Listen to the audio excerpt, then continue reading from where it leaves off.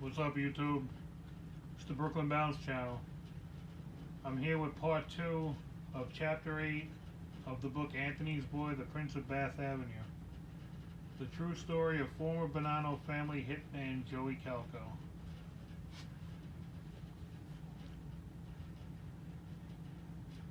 I woke up to Nicky and I see the back of his head was blown off. It was like a toupee. It was like he had a toupee on his head and it fell off. But this isn't the first person that I saw who got killed in the hood. When I was 12 years old, I saw a guy get shot in the head right in front of me. I'll go into that later, but right now cops are swarming all around like ants in a sugar loaf. They're asking us all kinds of questions. I look around and I see my brother, Charlie, drunk and pushing and moving his way through the ranks of police and coming towards us. He wants to see what happened, but the cops are getting upset with him and they look like they're getting ready to arrest him for about 100 crimes, of which he did not commit a single one of them other than having a drink or two and having a little fun. So I jump out from the line of cops and under the crime line tape, and I grab my brother Charlie and I steer him towards our house, which was only a few steps away. He's waving to the cops and all the bystanders. Then he starts singing a song about Marla Famina, like Jimmy Roselli and Jerry Val sing in Italian. I get him home safe and sound, and then the cops leave and everything returns back to normal. But is there ever such a thing as normal on Bath Avenue? But then Georgie Conti, after the coast is clear, comes around and picks all of us up one by one and starts to interrogate us to see if we saw anything or heard anything. We all say we didn't see or hear anything because we were in the middle of a football play. We gave him the same story that we gave the other cops. That we gave to the cops, sorry. This was all part of a murder, the code of silence, like you're supposed to do when you're in the mob. It's sad, but this is how it goes in the hood, especially when you don't want to get Georgie mad at you, mad after you see him blow a guy's head off with an illegal sawed-off shotgun. That would be 2 counts that the cops would use to file on him. First was murder, and the second one was for an illegal weapon, the illegal weapon used to commit it. Flash forward 1996. On a bright May morning in 1990, James D. Bishop, a Democratic district leader and former head of the Painters Union, was backing his Lincoln sedan into a parking space in Whitestone, Queens, when a barrage of bullets ended his life. From the start, investigators labeled the killing as a mob hit. According to the article written by Swelin Rab and published in the New York Times on January 25th, 1996, it was not until January 24th that federal authorities said that they had finally solved the shooting and that Mr. Bishop had been killed by the Lucchese crime family, which he feared was about to testify, he was about to testify against in a corruption investigation. In a broad murder and racketeering indictment against 8 refuted members of the Lucchese gang, 2 of them were accused of being hitmen who shot Mr. Bishop 8 times as he sat behind the steering wheel of his car on May 17, 1990. The grand jury indictment, unsealed in federal district court in Brooklyn, did not specify a motive, but state prosecutors and investigators have said that They believed Mr. Bishop was slain because he was cooperating in an investigation by the Manhattan District Attorney's Office into the Lucchese's gang control and looting off of his union, the International Brotherhood of Painters and Allied Trade District Council 9. The indictment charged that two reputed Lucchese capos or captains, George Cipolla 36 and George Conti 35, were the gunmen who killed Mr. Bishop. In an odd twist, Anthony Casso, a former underboss and the number 2 figure in the Lucchese family, is expected to testify against Mr. Cipolla and Mr. Conti. Although the indictment was asserted that it was Mr. Casso who had ordered them to commit the shooting. Mr. Casso, whose underworld nickname is Gaspipe, was not indicted in the Bishop case. Facing a life prison sentence, he began cooperating in he became a cooperating government witness in 1993 after being convicted on federal racketeering and murder charges. Asked if Mr. Casso would testify, James Orenstein, the federal prosecutor in charge of the case, said that it's certainly a possibility. Mr. Casso is still awaiting sentencing. An interrogation in the late 1980s and early 90s obtained evidence that the Lucchese family for decades had handpicked its top leaders of the Painters Union by controlling the 6,000-member union. The mobsters extorted kickbacks from contractors for arranging the rigged bids for allowing them to use non-union employees at lower wage rates. Now, back to the first killing I saw when I was 12 years old. I was with my father at this hangout place where he would go to play cards with his friends. The place was called the Aurora, where all the Italians went to play cards and drink espresso and talk about the old days in Sicily and what was going on in the neighborhood, which was our life at the time. This place was on 17th Avenue and 77th Street in my hood. My father was playing cards and asked me to go and get him some cigarettes at the corner store. So I go down to the candy store on New Utica Avenue. I think it says New Utica Avenue, guys, but I think that's New Utrecht Avenue, because Utica Avenue isn't anywhere near Bensonhurst. So just a sidebar from the book. I do believe this is a misprint. I believe it's New Utrecht Avenue, if my memory serves me correct in that area. I haven't been there in quite a few years. So New Utrecht Avenue. This was about 2 blocks from the cafe on 17th Avenue. Yes, YouTube, it's definitely New Utrecht Avenue, not New Utica Avenue like it says in the book. It was summertime and the neighborhood was alive with people. New Utica, it's still spelled wrong.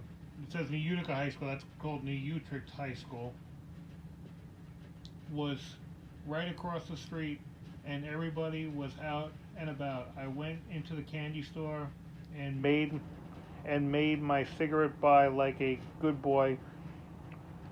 When I leave the store, I see a motorcycle waiting at a traffic light. When I was a kid, I loved dirt bikes, and my brother had a dirt bike, so when I saw the motorcycle sitting at the light, I stood there and admired it and wished that I had one of my own. Well, I had one of my very own at 12 years old. The driver was revving the engine louder and louder, and the bike was alongside a Cadillac with The bike was alongside a Cadillac, which was also waiting at the light for the light to change. Then all of a sudden, the man on the bike pulls out a gun and starts shooting the man in the driver's seat of the Cadillac. He shot him about 10 times in the head and then took off. I was amazed to see. I was amazed that what I saw. I'm sorry, guys. I am amazed that what I see and walk up into the car and I see what happened to him. Sorry, guys. That's the way the sentence is structured. I am amazed at what I see, and I walk up to the car and see what happened to him.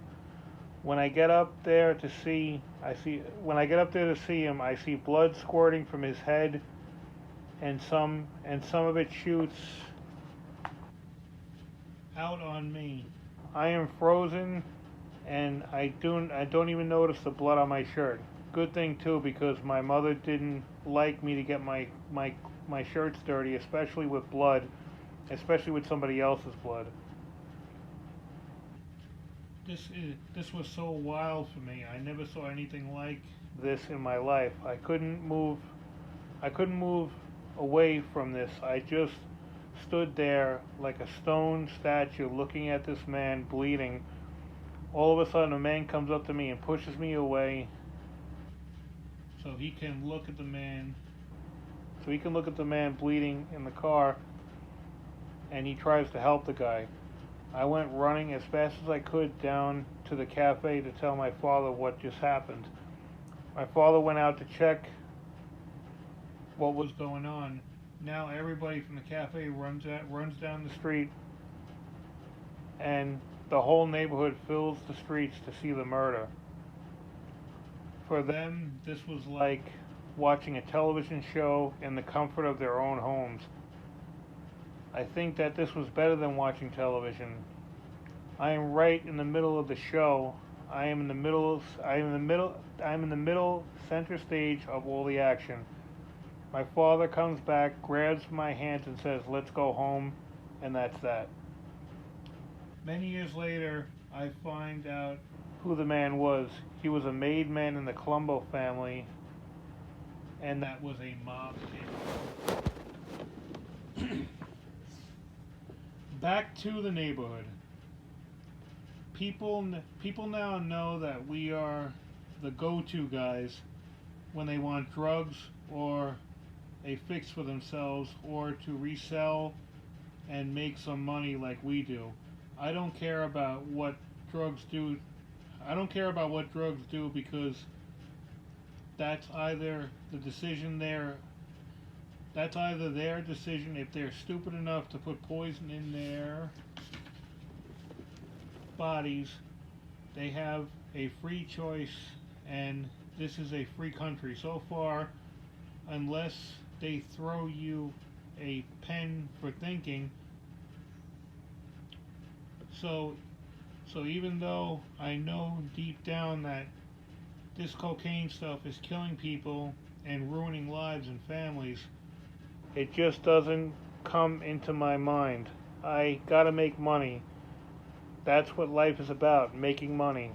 Without money, you're nothing, and when you got nothing, you're dead. Then you're dead.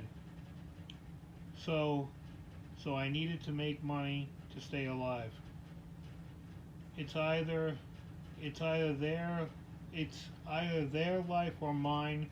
These jerks that do drugs, they get what they pay. They get what they pay for, and I earn my good money, because this is a risky business that I'm in. Sorry about that, guys.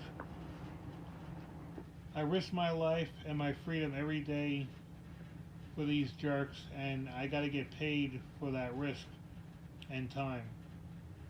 I spend and time that I spend answering my beeper and making the deal that feeds the tyrant and matter of in the master of drug addicts, bodies and minds. Anyway, if I don't save their lives for a while, they will keep if I don't save their lives, oh, I'm sorry, guys. Anyway, if I don't save their lives for a while until they kill themselves, somebody else is going to sell this smack to them. It becomes a way of life and something that society has to accept as normal. That was all one sentence, just so you guys know.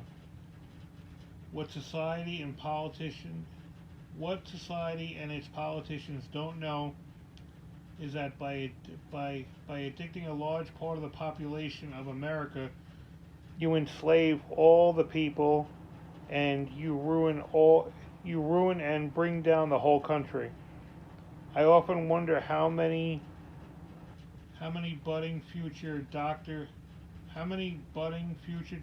engineers, and scientists and brave soldiers I killed with the drugs I sold to people. I sure messed up a lot of lives like I messed up mine, but that's not my problem. It's the jerk's problem. Like I said, they got their free choice. It's still a free country as long as the cops don't catch you and throw you in jail, because then you won't be free anymore. I got my own problems to deal with. I can't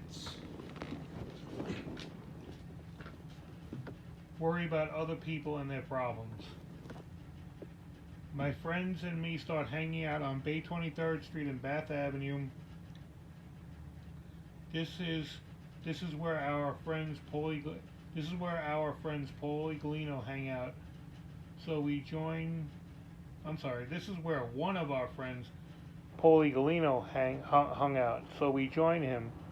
Bay 23rd is run by the Lucchese crime family, and by Frankie Sharp, who's a captain in the family. I've known Frankie for a long time. He's good people. There are a lot of other guys there, including Billy Bright, who is also a guy from Bay 23rd and lived his whole life. Billy was with Tommy Karate Petra, who is a made man with the Bonanno family. He's a notorious mad dog, cold-blooded, psychotic hitman who's known for chopping up his victims and burying them in a pet cemetery out on Staten Island. He's going to become one of my best friends and my teacher. I got to like Tommy Karate Peter a lot. He looked out for me like I looked out for him. That's the kind of stuff brothers do for each other. Tommy Karate Peter and me were like brothers, you could say. At the same time, I pull away from Georgie Conti and start hanging out with Billy Bright and Tommy Karate. Billy's got a spot on Bay 23rd Street making good money. It's crazy. We're selling pot on a street corner, which is 1 block away from the police station, and nobody's messing with us. Not even cops who wave to us or give us a nod as they ride by in their black and white patrol cars. I figure that somebody must be taking care of these guys and keeping them on the pad. I figure that it must be politicians too who are getting a piece of our action, and that's the juice that cops have. It ain't their fault. The cops are just doing what comes naturally and keeping the peace like good peace officers often do. Just one problem. They're keeping a big piece of this. They're keeping a big piece for themselves. Piece with the quotes. Tommy Karate is with Anthony Sparrow and the Bonanno crime family. And no one would mess with Tommy unless they were crazy, because it would be the last thing that they would ever do in one piece. One day John Gotti comes to Bath Avenue to see Tommy Karate. This was a big honor for Tommy, and I remember him being so happy, telling all of us guys that we couldn't sell any drugs on that day, and he didn't want anybody messing around. John Gotti came with his entourage of 3 cars full of guys. What a day. It was like the President of the United States was coming to Bath Avenue. I remember one day Tommy Karate was bragging about killing a guy named Joey Turkle. Tikulv. Sorry, guys. He was the same guy that was from Bath Avenue who I knew as a baby. Joey was the guy who was with Anthony Sparrow and caught me and Louie and caught me and Louie and Jimmy when we robbed the apartment on Bath Avenue when we were kids.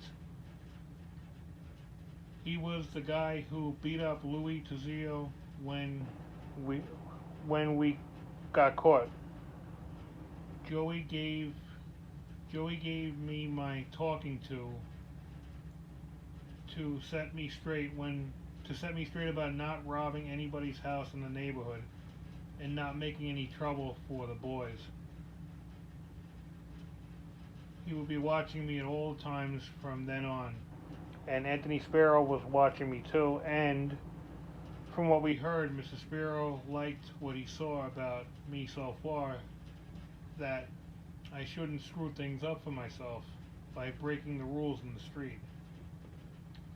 Joey Turkle was good people to me, but Joey crossed the line. But Joey crossed a line that you can't come back from crossing when you live your life in the mob. Because if you cross that line, then you're a dead man, and this is what got Joey killed. I'm sorry, and this is what Joey Turkle did. He crossed the line against Anthony Sparrow and got himself killed by Tommy Karate. Joey double-crossed Anthony Sparrow by being light on some collections, and money wound up heavy in his own pockets. He just didn't care enough about the rules of the business, and he started to make his own rules and his own business. And that's what got him whacked. Why would you ever turn against your boss and find yourself looking for a growling lion in the face, and find yourself looking a growling lion in the face, then stick your head in the lion's mouth? ? Everybody knows that the lion is going to bite your head off. Joey did a stupid thing, and that's what happens to a lot of stupid people in the mob. They get dead one way or another. Sometimes it happens fast, sometimes it happens slow. But one thing is certain. It sure as hell happens if you cross the line. It's not like crossing a police crime line when you can go back and get another chance to go back behind the line. In the mob, you get no extra chance to fix a mistake because you're dead. And dead men can't cross any lines anymore. Joey Turkle was upset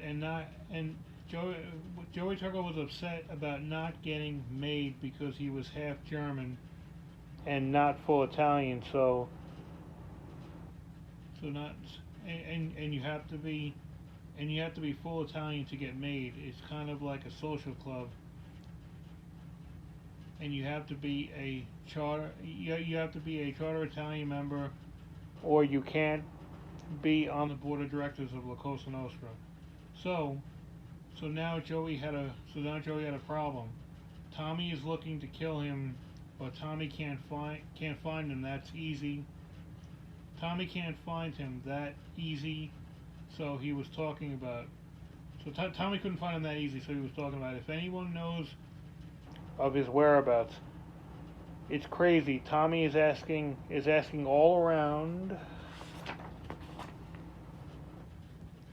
and he doesn't care. He doesn't care that we know his intentions to kill Joey. He doesn't care. He has no fear. Yeah, he has no fear that someone is going to go to the cops. That is the kind of person that Tommy Karate was. He was a vicious, psychopathic killer who didn't care and became one of my best friends.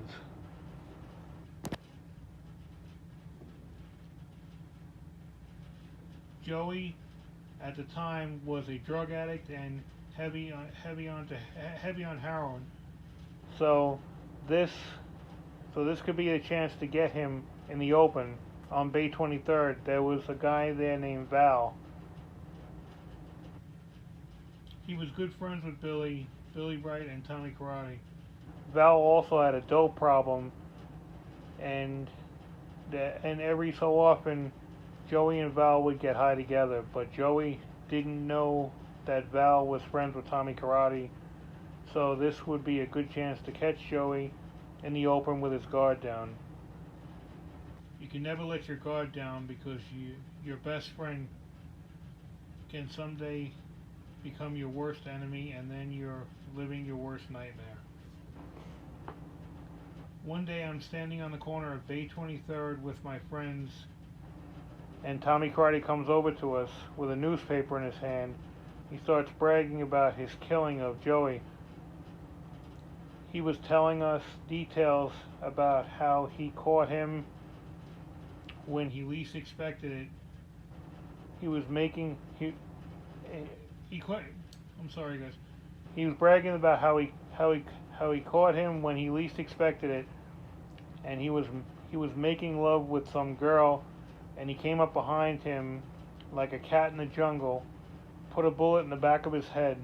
That bullet killed the girl too.